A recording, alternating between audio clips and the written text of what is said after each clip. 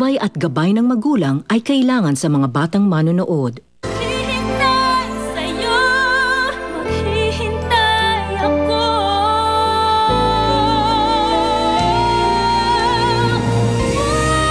Puso ko'y narito. Sinunod ko kayo na yun. Nakipaghiwalay na ho ako sa kanya. Siya si Zenny Banaag. Siya ang gusto kong sundan mo. Gusto kong malaman lahat ng ginagawa niya at lahat ng pinupuntahan niya. Paano ko susuportahan yung anak ko kung lahat ng ospital na puntahan ko, hindi ako tatanggapin dahil sa paninirang ginawa sa akin doon ako sa... Actually, nag-aalala ko kay Prince, tita. Prince has moved on. In fact, alam ko, may girlfriend na siya. Girlfriend? Alam mo, kahit saan mo ko dalhin, okay lang. Basta ang importante, kasama kita. Hindi na importante sa akin. Makasama ka lang. Mahal na mahal din kita, Prince.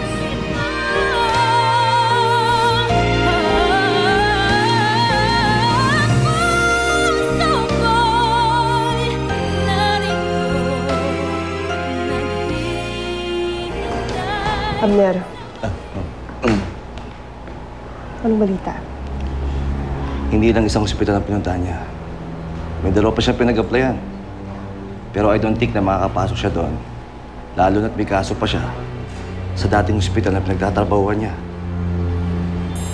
Good. Basta huwag kang tumigil ng pagsunod sa kanya. I want to know everything. Yes, ma'am. Oh, Han.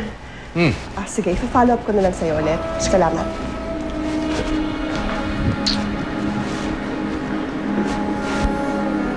Sino yun?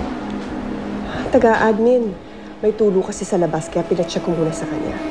Oh, Han, kumain ka na ba? Hindi pa nga. I'm sure. Hindi ka pa kumakain. Sige, maghahanda kita. Sige.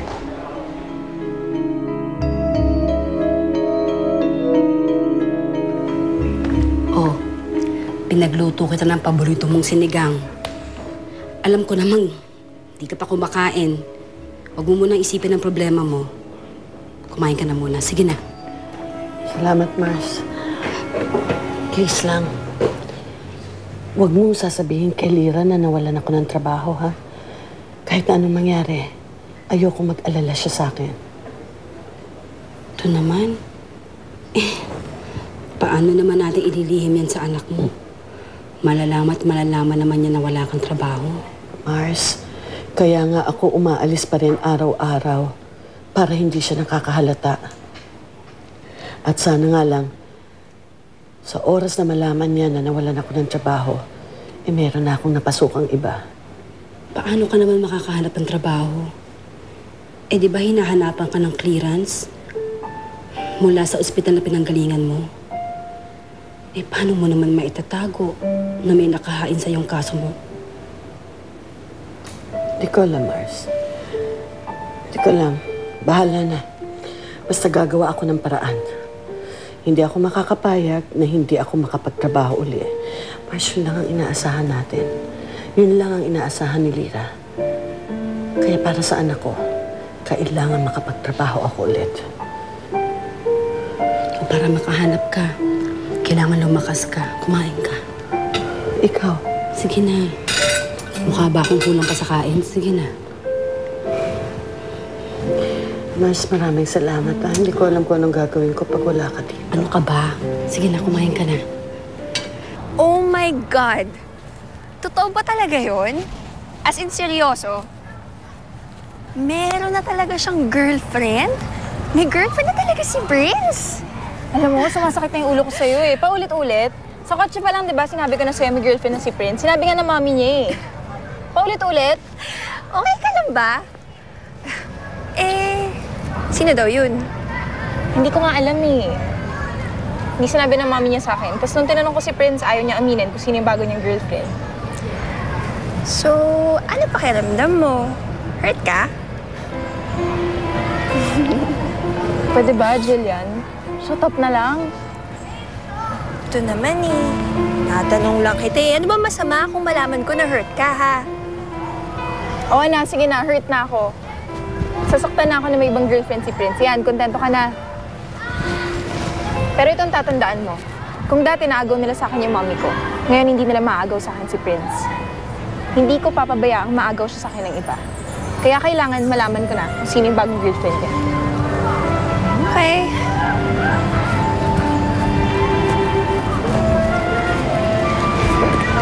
Ay, nako.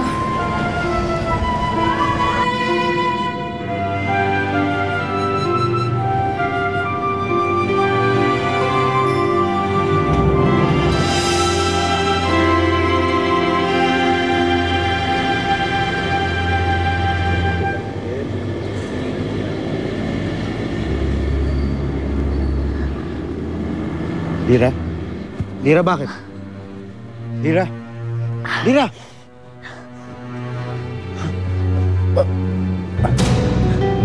Lira!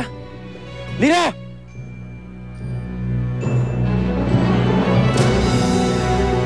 Lira!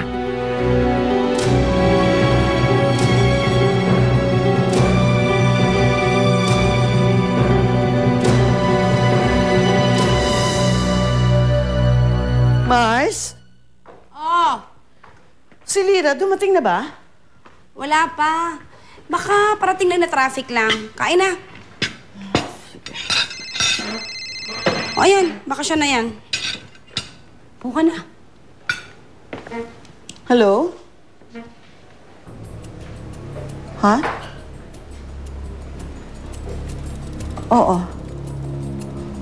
Oo. Salamat. Bakit? Si Lira,